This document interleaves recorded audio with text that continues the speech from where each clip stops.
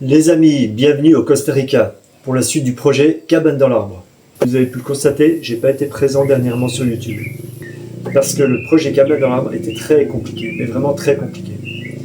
Déjà, au mois de novembre, je me suis cassé une côte. Ensuite, il y a la pluie qui a été présente environ jusqu'au 10 décembre. Après la pluie, c'était la chaleur. Donc vous allez me dire que je me plains, mais non. 31 degrés la nuit, mais vraiment toute la nuit. Vous voyez, donc imaginez la journée. 31 degrés la nuit. C'est des températures records ici au Costa Rica. Je parle de la nuit. En journée, bien sûr, on tape dans les 40 degrés.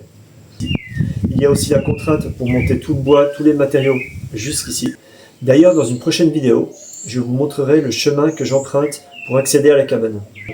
Imaginez le travail pour couper des charges lourdes, pour les monter jusqu'ici. Le temps que ça a pris, la fatigue. Donc je n'avais pas vraiment d'énergie pour faire des montages de vidéos. Je vais aussi vous parler d'un problème que j'ai identifié, heureusement, à temps. Donc ce problème est sur la structure de la cabane. Donc on va en parler dans la vidéo. L'étape d'aujourd'hui, ce sera de la scierie, du rabotage, pose des solives et pose du parquet du premier niveau. Allez, c'est parti!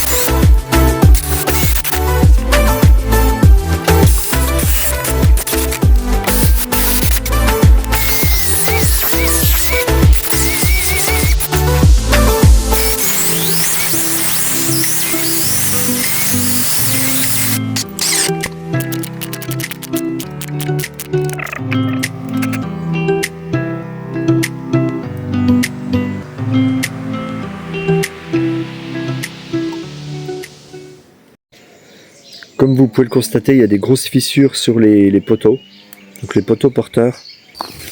Là, je suis passé à 2 doigts de la catastrophe. Donc, faut pas oublier que la maison a 2 étages. Donc, le teck mouillé, c'est horriblement lourd. J'estime en fait en bois mouillé à plus de 2 tonnes, hein, c'est clair. Vous voyez, faire tenir 2 tonnes sur un poteau de, je sais pas moi, de une trentaine de centimètres de diamètre, avec une fissure, regardez, fissure énorme. Vous voyez, on passe le doigt à l'intérieur, qui était logiquement beaucoup plus dur et beaucoup plus costaud que les teck. C'est un bois qui m'avait été recommandé par les locaux.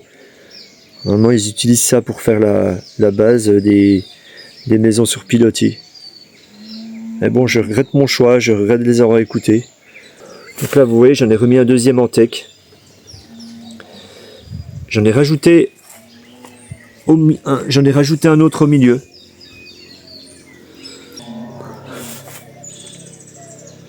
Et là, pareil, 2 poteaux pour tenir la structure. Voilà.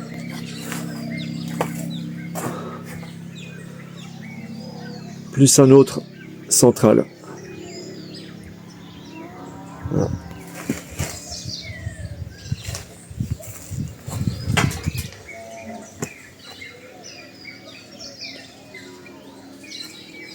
Bon bah ce coup là ça va être solide, hein. Encore plus solide que prévu. Donc là le poteau, regardez, ça c'est un beau poteau naturel, 1 mètre de diamètre. C'est le Guanacaste, donc porteur sur un côté. J'ai mis des jambes de force, hein. Bon là c'est provisoire. J'ai prévu de mettre un câble, donc un câble que je vais fixer ici sur le fer à béton, et je vais le mettre à peu près à mi-hauteur, cet endroit là, et je pense que j'enlève les jambes de force, je les laisserai peut-être, mais en tout cas le câble il sera là, vraiment là pour maintenir. Donc voilà, en attendant ça tient quand même, hein. Jambes de force plus poteau naturel avec le Guanacaste. Voilà. Ça y est, j'ai enfin terminé de poser les solives et le plancher, et aussi les lames de terrasse. Donc sur la partie de droite, hein, il va y avoir une terrasse de 2 mètres de large sur 4 mètres de long. Et là j'ai aussi monté les chevrons là pour poser les cloisons. Donc les cloisons, ça sera dans la prochaine vidéo. Il y a un petit peu de fumée sous la maison, hein, c'est tout à fait normal. C'est pour faire fuir les moustiques, car il y en a énormément en ce moment à cause de la pluie. Donc là sur la vidéo, j'avais encore pas ajouté les poteaux supplémentaires. Donc là à ce moment-là, j'avais encore pas vu qu'il y avait des fissures. Donc là regardez le travail, donc les solives, le plancher. Je suis vraiment content, quoi. C'est vraiment un travail difficile qui est terminé.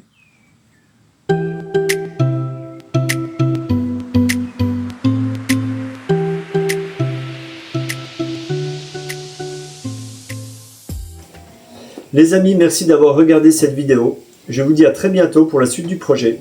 N'hésitez pas à vous abonner, ça me motive pour continuer les vidéos. Allez, ciao!